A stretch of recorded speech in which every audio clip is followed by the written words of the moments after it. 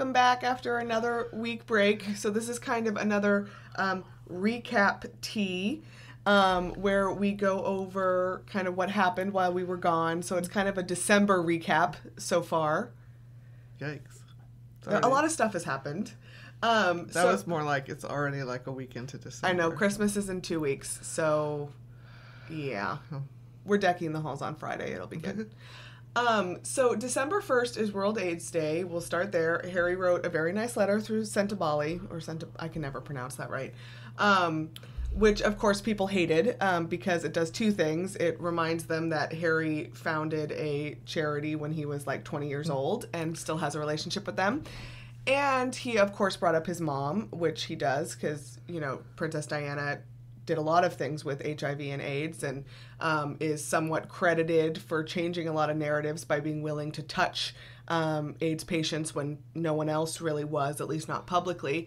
And the royal family has kind of tried to kind of retcon this, retcon Princess Diana into a, you know, kind of like a... What is that word you're using? It means like almost like gaslight. Like they've tried to rewrite the past. It's when like movies come out, like Star Wars will come out and they'll ignore like all of the movies in the past, or they'll like change the story. It's called like retconning, where Isn't that called revisionist history? There's a lot of words for it, and I chose retcon. Okay. I'm a cool person. Okay. Anyway, clearly not. Anyway, we know that. The only thing Mom hates worse than new words is people who fly first class. But anyway, stop it. I love people who fly first class. I want to be one of them. I would fly first class every time, and I don't begrudge anyone, including Harry and Meghan, flying first class. They absolutely 100% should, and can, and I think no less of them for it. My only tiny little point was flying first class is not the same as flying coach, and she's mad because she has to fly coach, and I'm mad because I have to fly coach. Bingo. Anyway, can I go back to my Princess Diana thing? Yes. So the royal family and the press have tried to revise history when it comes to Princess Diana. They've tried to make her responsible for everything that happened to her, but also they've tried to kind of wash over the fact that she did a lot of things that princesses of Wales do not do, like touch AIDS patients. And so whenever he kind of brings up, I think Harry knows this, and I think he brings it up on purpose to right. Try and be like, whoa, like, you know, you're not going to totally revise my mom's history. Yes. Good on him. Good on him. Yeah. We like respecting our mom's histories here. Donald Trump once again was talking about Meghan disrespecting the Queen, which is hilarious because she didn't do anything to disrespect the Queen, and it just makes me like her more. Yes. Well, yeah, you know, definitely Donald Trump is one of those, you know, the enemy of my enemy is my friend types. But do we not remember the video and the occasion when he, like, completely, like, walked in front of the Queen and wouldn't let her by? I mean, you know. Yeah, I know. Well, and it's just kettle, I mean. And it just, again, kind of brings up that when you actually, you know, people will throw out these things, oh, she, you know, didn't do things right, or she disrespected the Queen, and you start asking questions, like, can you give me an example? Yeah. And it's always like, she shut her own door. And you're like, what? It's very disrespectful. It's very disrespectful to the Queen. Yes. Meghan can't breathe without it being disrespectful to the Queen. In some quarters, that seems to be true. But it's just funny. It's why is he talking about her in December of 2021? In some sort of desperate bid to be relevant? I don't know. But I mean, it's just, you know, clearly everything he says is either a lie or projection. So this falls highly in the projection category. Well, and I mean a lie because Meghan didn't disrespect the Queen, so I guess definitely not any more than he did. Right, so I guess it falls in both. I mean, oh my gosh. Okay, and then the big news was on December 2nd, the Mail on Sunday's appeal was denied. So They've lost like 3 times at this point now. They're supposed to have to release a front page apology, which apparently is very... that's a thing that happens in like U.S. press a lot, but apparently in the U.K., usually tabloids get to throw their apology on like page 7 in a corner. So they have to pay her damages, and they have to do a front page apology. But of course now they're saying they're going to take it to the UK Supreme Court. The right wing... That's what I was going to say. I was trying to figure out what I was going to say about Donald Trump. That was it. Is Meghan Markle has definitely like... Not... She didn't do this, but she has been like coded into the culture wars. Right? So like this is kind of the same in that, you know, now right-wing politicians in the UK are also glomming onto this. Is it has become kind of this political thing, and it has like you meet very few people. They exist, and it's weird. But there's not a whole lot of them, people who are kind of liberal or left-leaning who hate Meghan Markle. There are a whole lot of Trumpers who hate Meghan Markle. It's not a coincidence. No. It seems to go with the program for those folks, you know. I mean, everything now has to be right, left, I guess. Yes. At least here. Maybe Britain too, I don't know. But, you know, strong women of any variety don't appeal to them, and strong women of color particularly set them on fire. Who stole their white prince. Who stole their white prince. It's all her fault. Or who used wired headphones. Or I whatever. Okay. The headphones and the pan, but then she came in that dress. Oh my God. I love Kamala Harris. Mostly because, like Meghan Markle, she pisses the right people off. Yes. Yeah, but I mean, I like her for her, too. Yeah. In both cases. In both cases, yes. You're right. Mom's bringing me back down to earth. And so whenever Meghan Markle tends to kind of win something, or have kind of a positive something, 90% of the articles are bad, somehow trying to make it so, you know, that didn't happen. But there always tends to be like 1 or 2 articles. A lot of times, I mean, the article I'm going to reference right now is from the Mirror, so very, you know, tabloidy, where they basically said that, like, hey, Will and Kate had this perfect opportunity to stand with their sister-in-law about privacy, and instead they twiddled their thumbs and stared at Fabergé eggs. Which, it's weird. This happens, where there's always 1 or 2 of these little articles that just kind of dig at them a little bit. Well, and maybe tell the, like... break through to the real... Yeah, just for a second. Just for a second. I mean, I'm sure this was surrounded in the Mirror online by 4,000 articles, you know, railing against Meghan. But it just seems like there's always this just, like, 1 or 2 where it's just, like, reality for just a second. Yeah. Like, they just want to play with it a little bit. It's weird. Well, maybe it is sort of a test balloon of some sort. Like, let's see how this plays. Yeah, I mean, it could be. But so anyway, December has started, which means the start of keening season. And I don't know whoever made that up, but it's great. Mom's confused. I'm going to explain what that is. Okay. It's kind of like retconning. It's not anything like retconning. It's basically every December, they seem to realize that Kate's engagement numbers are very, very low. So you see Kate the most in December, like the first couple weeks before Christmas. You see her the most. There's always 1 or 2 articles about how she's very keen to be better next year. She's going to do better next year. It's happened like every year she has been married into the royal family. There's these great Twitter threads that literally go through every year, and it's, you see her a bunch, and someone coined it keening season, which is like the best. So that's what it is. Thank you. You're welcome. So it also is they do this thing before they go on vacations, and they'll be gone for Christmas and pretty much all of January. So they always do a bunch of things right before they go on a vacation from their vacation.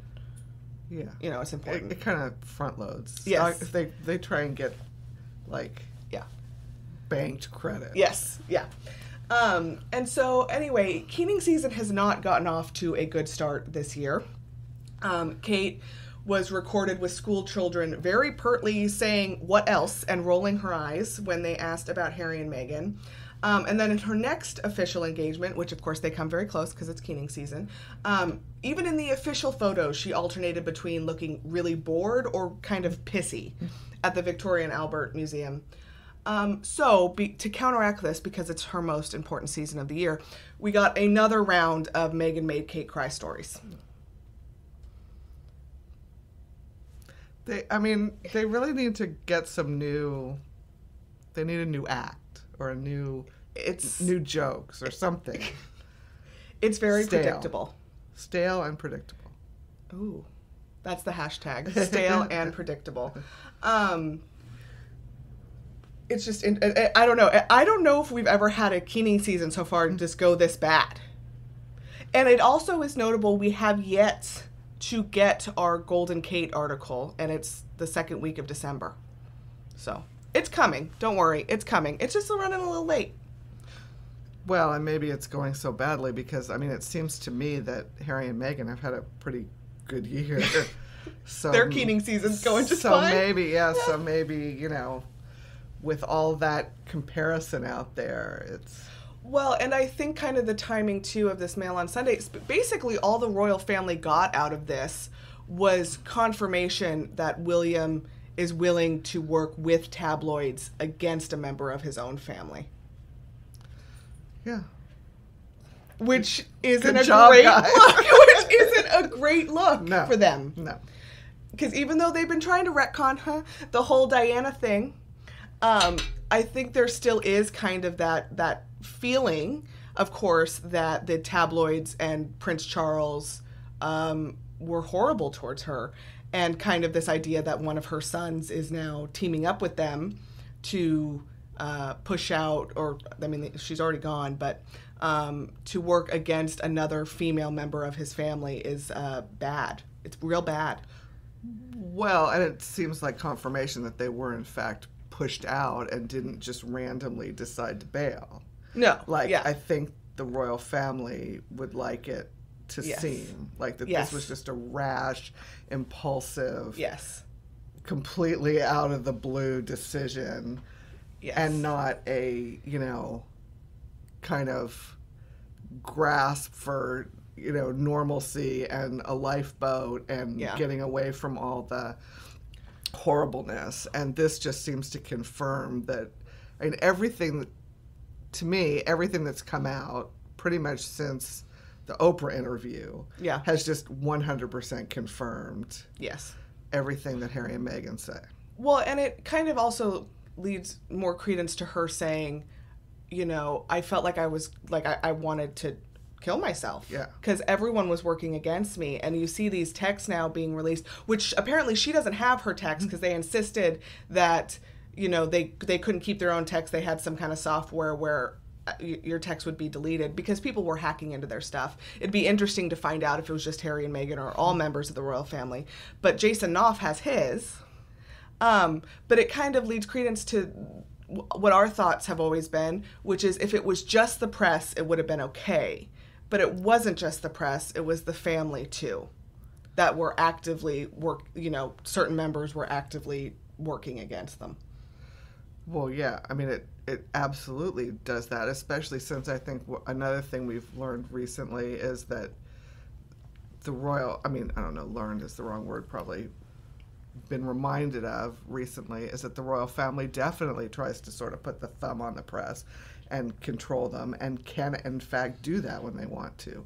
So if it was just the press, it seems like there could have been things that could have been done about it. Right or wrong. I'm not saying that the royal family should be able to control the press. Yeah. But they clearly, to at least some degree, and as to some outlets, do have some influence and control.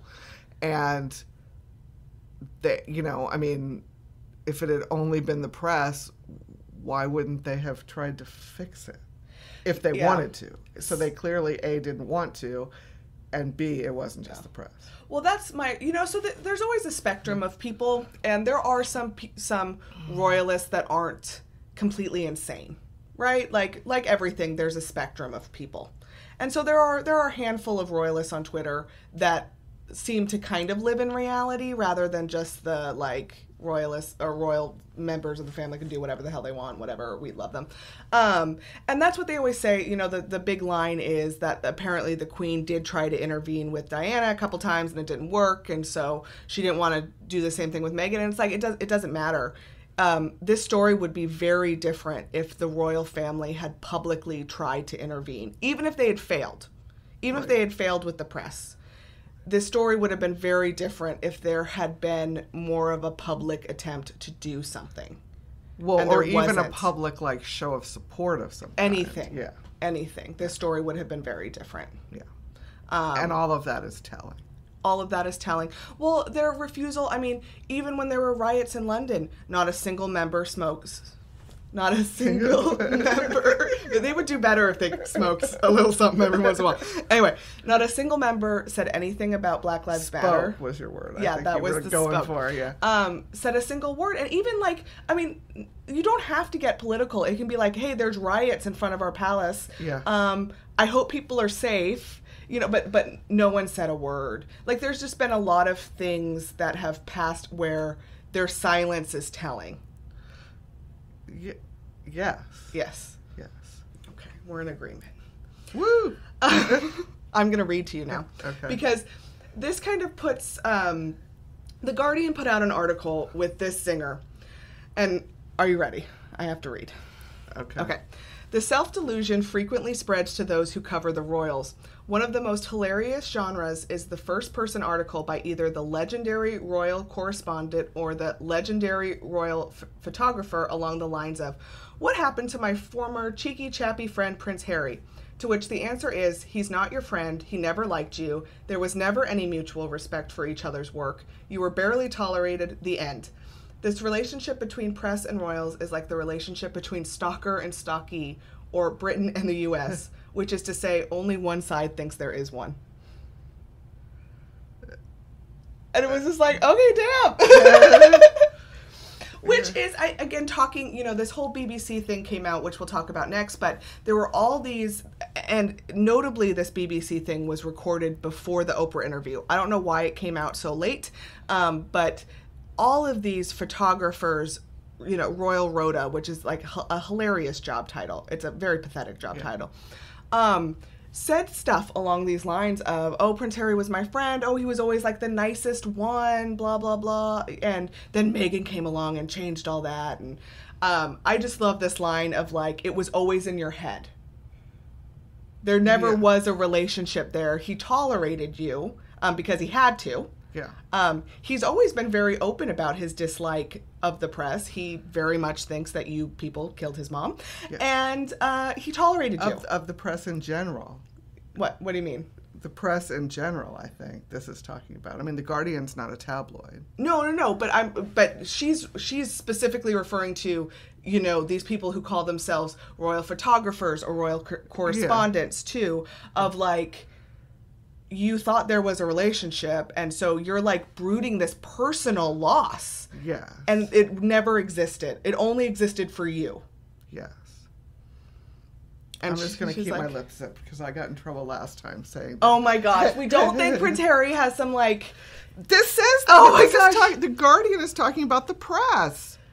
I think all famous people have some well, because they are stalked. Right, I mean, they're stalked. I'm not saying it's unjustified. I'm not saying anything. I just am saying that I think if your whole life is people shoving microphones in your face and taking pictures of you 24/7, yes, whether it's a tabloid or The Guardian or the New York Times or the Washington Post, it gets old and you don't like it. Yeah. And I think there's an antagonism there.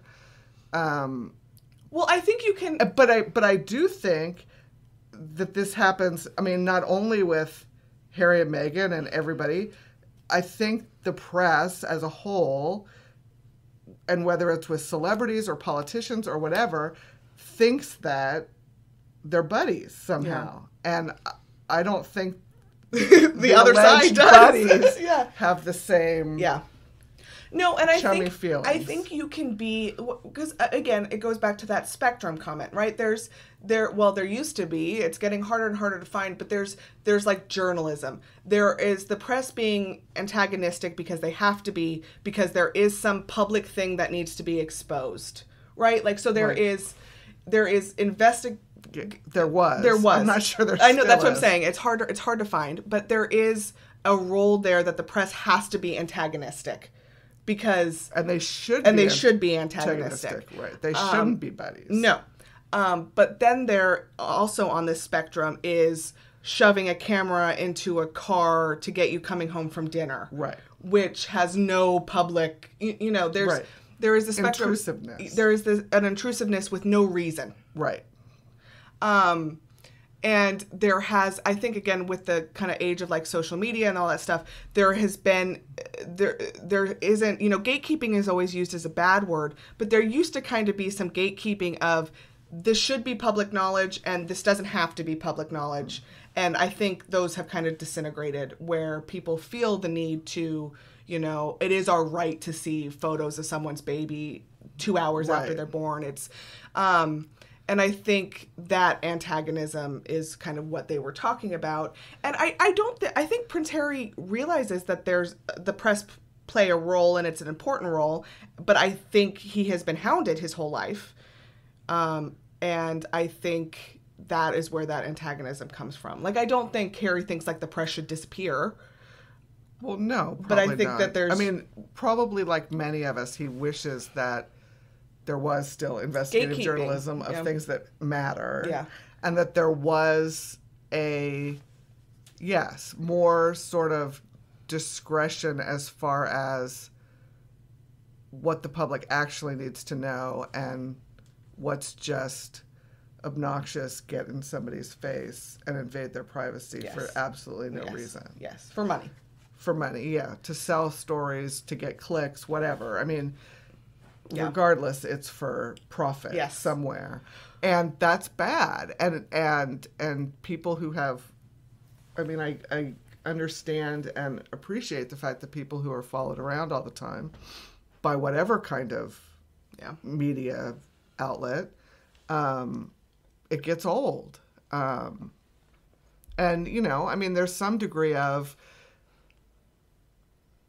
I suppose, more celebrities who perhaps chose a profession that is going to put them in the public eye as opposed to someone who, through no fault of their own, was born into a position where they're shoved into the public eye. But I mean, at some level, there are definitely rewards that go with celebrity and wealth and fame and royalty. Being able to fly first class. Yeah. So, I mean... But even with that doesn't mean that just because you're rich or famous or whatever, that you should have any less privacy rights than anyone. Well, I mean, to some degree, people care about and have an interest in privacy, like, for example, the president's health, say. Yeah. But that has a public, like, he's the leader of the where free there's world. A public interest. So whereas the ordinary person, their health status may not be anyone's business. In some positions, there's a time where that privacy... Or like the Queen, who's the head of state. Exactly. But every move of every day and every word that's uttered doesn't necessarily warrant the same invasion of privacy. I don't even necessarily buy that either. Or like the, what's his face? Oh, the cute one. Adam Driver is very private about his personal, and he's like, hey, I'll do the press tours. Right. After my Broadway show, I'll go out and sign people, but you have no right to my personal life. Right. I get to choose what I share with you. And I think he's right. I mean, like, you're famous. Yeah, you're a celebrity. Yeah, kind of on the street, photos taken in public. But he's like, I don't know. I didn't sign up to have my, I'm an actor. This is my job. Right. And kind of like the same. I'll talk about my job. And I'll talk about my job. But that's it. You have no right to any other part of me. And kind of the same with royalty it's hard because it's a mix, right? They're a royal family that is public. Right. And to a degree, the public does have a right because they're paying for them. That's the other big thing, too, is, even if it's 2 cents a year, the royal family gets public money. of maybe less privacy than a private actor. But it's messy. It is messy, but they clearly have some right to privacy. Yes. And especially in a situation where, Harry's never going to he's never going to be the monarch. No. He's never going to be in a position really of, any sort of like authority or whatever over these, tax-paying subjects. Yeah. Make them, give receipts for tax dollars that they spend. Yeah. I don't think that means that you get to invade every aspect of someone's life. I think that's also going back to what the Mirror said is like, Kate and William have a stake in this too. Right. I mean, it's all about privacy, and it's like, they have tried pretty hard. I actually think they've gone a little too far on the privacy with their kids. Yeah. But it's like, instead of helping your sister-in-law defend her privacy against a tabloid, you help the tabloid? Right. And what because happens, you hate her so much? And what happens when your kids are teenagers and you can't control them as much and they're out in public and the tabloids are reporting on teenagey things they do? Yes. You've sort of given away, given away some of your ability to counter that. Whereas if they just would have pushed it now. Yes. Well, we say that a lot. And I mean, I didn't just get into this with Meghan and Harry. I've been doing this for like 10 years. And it always moves on, right? Because the generation that we're focusing on right now gets older. They're not as hot anymore. They're there's a horse race component to this. Right. They get less interesting. Now, by leaving, Harry and Meghan have made themselves more interesting for a longer period of time. But eventually, some of this focus will shift once the kids are deemed kind of old enough where people aren't going to completely demonize the tabloids for talking about them, which is probably like their mid-teens. Yeah. It's funny because Harry they have 3 kids. There's always that rumor they're trying for a 4th. That's getting less and less likely as Kate gets older. But, they have 2 spares. Harry and Meghan, push for privacy, and they gave kind of those spares a role, like a path. And it's just kind of ironic that, William and Kate seem to have just completely lost their shit about it. Yeah. When everything Harry and Meghan have done is probably helpful to their children. Yes. And then the other thing that this quote, going back to this quote, kind of talked about was there's always been this line from royal photographers, royal correspondents, that if Harry had just allowed, or if Meghan had wanted to have more of a relationship with them, they wouldn't have attacked her as hard. Which is abusive, right? If you had just done what I wanted. Manipulative. It's abusive. If you had just done what I wanted, I would have been nicer to you. But then that's also what this quote goes back to, is that relationship never existed in the way you thought it did. And they embarrass themselves when they go on programs and pretend like Harry was their best friend when they were barely tolerated. Right. Well, it's just back more to let's figure out ways to blame this all on Meghan. Because Harry was fine before her. Well, now that's the retcon. That's what they're. Right. I'm not saying I think that. Yeah. I'm saying I think that's what they would like the story to be. That Harry was, their pal. Harry was totally with the program. Harry was, he was the third wheel to Will and Kate, and all until Meghan came along, and then they can just blame it all on her, which is BS. Convenient. Yeah. And the wrong kind of people buy that. That's why I'm saying, like, I always feel like people's feelings on Meghan are a very good barometer of whether I'm going to like them or not. Because it plays into, like, did you just easily buy into Black Lady was bad, all of the problems are her fault? And I feel if that answer is yes, I'm not going to like you. It's very easy. Just hold up a sign when trying to make new friends. Yeah. Okay, we already kind of actually talked about that. Okay, so William did another podcast where he supposedly got more personal. Is this the walking one? Yes. Oh. But he continues to use his very, very part-time job as an air ambulance pilot or whatever he was to score points, which is, again, how you know he has a deal with the press. Because if it was truly an investigative or antagonistic press corps towards him, they would be like, yo, you worked like 10 hours every 3 months, stop it. But anyway, every time he talks about his mental health, or, you know, Kate did a podcast about motherhood where she was like, it is hard. They always talk about their mental health in very kind of safe ways, very guarded, very kind of platitude-y ways. And Harry and Meghan tend to talk about it in less safe ways, and kind of like more real ways. And so they always get demonized for it. But William and Kate are always, you know, congratulated for playing it very safe. And it's annoying. It's annoying. Well, that's sort of the theme of this whole thing. I Yes. mean, as far as the disparate treatment goes, I mean, it's just annoying. Yeah. It feels like as a culture, we're moving towards more of those like real conversations. And Will and Kate are still being sort of performative. They're being performative.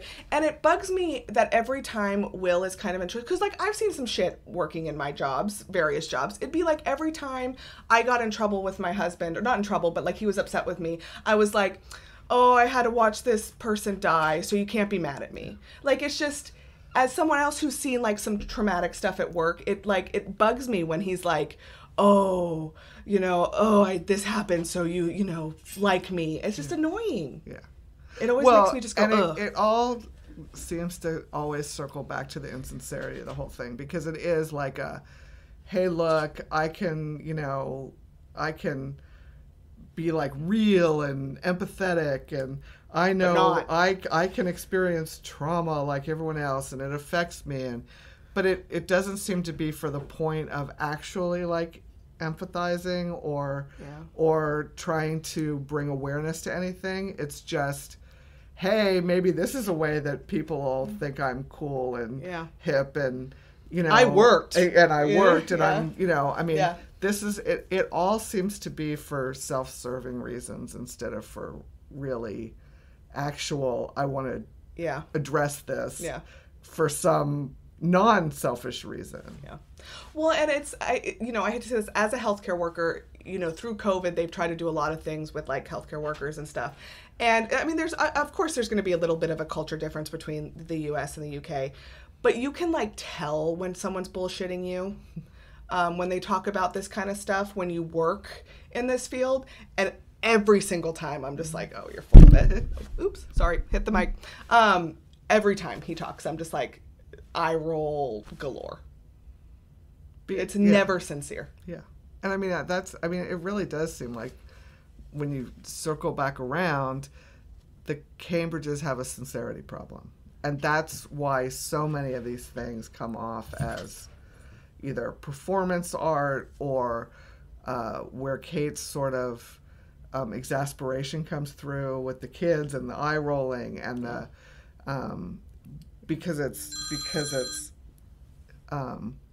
insincere. It's insincere, and I think, and it's a mask. And I think with Harry and Meghan, it's sort of the opposite, and they are more sincere, and that's why they, you know, people connect with that more. Yeah, it's hard to connect with people who are just fake all the time. Yes, unless you are a royalist who's going to love them regardless. Yes, and then but that's what these things are for. I mean, these insincere little, you know, blurbs or bouts of, you know, whatever you want to call them, are meant for the people who are just interested in, on the surface, everything looking nice. Yes. And this satisfies that. Yeah. So last topic, almost done. Charles got caught. So months ago, Charles got caught in another honors/citizenship for money scandal. They're trying to push it off onto an aide. Oh, it's this aide's fault. Mom turned on the record. What did I just text Leslie? Nothing. I just voice chatted. I'm getting rid of it before. I'm sorry. Oh my gosh. Okay. Thank you. Sorry. Do we have your attention now? Yes, you have my attention. Going back. You have my attention. Okay. Quit looking at me. Just quit looking at me. Get my attention. Stop looking at me. I'm investigating. Okay, so Charles got caught, you know, honors citizenship for money, which again is something that happens, and it's gross, especially as the UK is really kind of like tightening their citizenship stuff. Oh, as long as you're brown with money, you're fine, come in. If you're brown with no money, drown, we don't care. Anyway, they've pinned it on an aide. They were allowed to investigate themselves. And so they've, you know, dismissed this aide. Oh, it was all his fault. Charles knew nothing about it, which is total crap, whatever. But this week they tried to somehow pin it also on Harry. And Harry released a statement back going like, no. I mean, that's the paraphrase. Yeah. No. And so because he wasn't willing to kind of take this for his dad, the UK press is once again upset.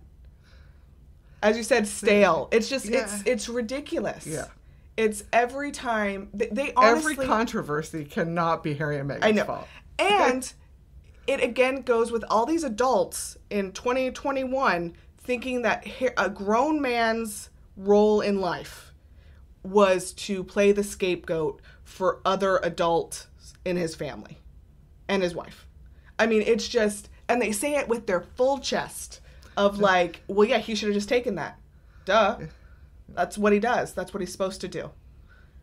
It's weird. It is weird. Well, the whole thing's weird. Yeah, we always go back to like the whole thing is weird. But it's just weird because I feel like at one point they tried to keep some of this stuff kind of behind the curtain, you know? And now I feel like that curtain's just gone. Yeah. You know, like we talked about last week, the Twitter threads, again, with women saying with their full chest, we like Kate because she doesn't talk and she's subservient. Like, I mean, full on, like, just curtain gone. Same thing with the responses to this. Just like, yeah, he should have, I mean, he's the scapegoat. That's what he does. Yeah, which is ridiculous. So it's like, I don't know what happened to that curtain, but it's gone. And all of it, again, just confirms, like, any question as to why you would want to get the heck out of there. You know, I mean, it actually makes it sort of more surprising that more of them don't just sort of throw up their hands and because they don't. So, I mean, Harry and by marrying Meghan, he had an out. He had the U.S. Yeah. Woo, go us. American Meghans are cool. And so, but they also have and I hate to say this, but a commercial viability that very few other members of his family have. Right. So they have to stay on the dole. And I think a lot of them choose that. I mean, I think one of the most surprising things, honestly, and I don't mean to be like rude to Prince Harry, is that he chose his wife. Yeah. I mean, he married this woman. He was in love with her. His family and his country, I mean, by the fact that I always go back to the tabloids print this shit because people click and buy it. It's always like, oh no, it's just the press.